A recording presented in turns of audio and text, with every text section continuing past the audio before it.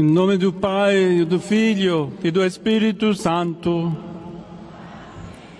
A paz esteja convosco.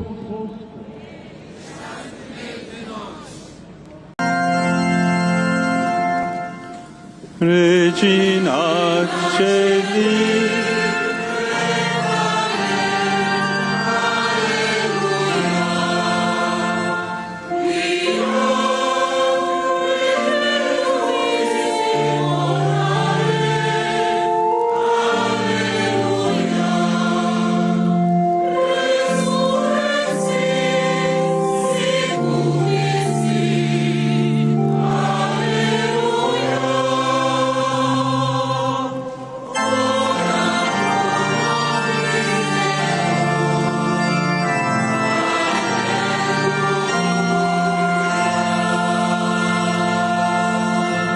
Alegrai-vos e exultai, ó Virgem Maria, aleluia. Porque o Senhor ressuscitou verdadeiramente. Aleluia. Oremos. Senhor, que enchestes o mundo de alegria pela ressurreição do vosso Filho, nosso Senhor Jesus Cristo, fazei que pela intercessão da Virgem Maria, sua Mãe, alcancemos as alegrias de vida eterna, por Cristo nosso Senhor.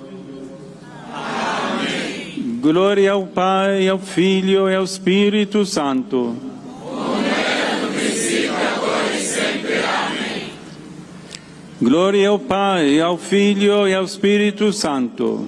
Como era no princípio, agora e sempre. Amém. Glória ao Pai, ao Filho e ao Espírito Santo. Como era no princípio, agora e sempre. Amém. Por aqueles que hoje o Senhor chamar a sua presença, dai-lhe, Senhor, o eterno descanso. Entre o esplendor da luz perpétua. Descansem em paz. Assim seja.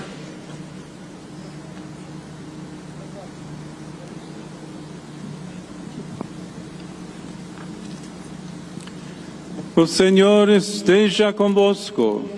Ele está no meio de nós. Inclinai-vos para receber a bênção.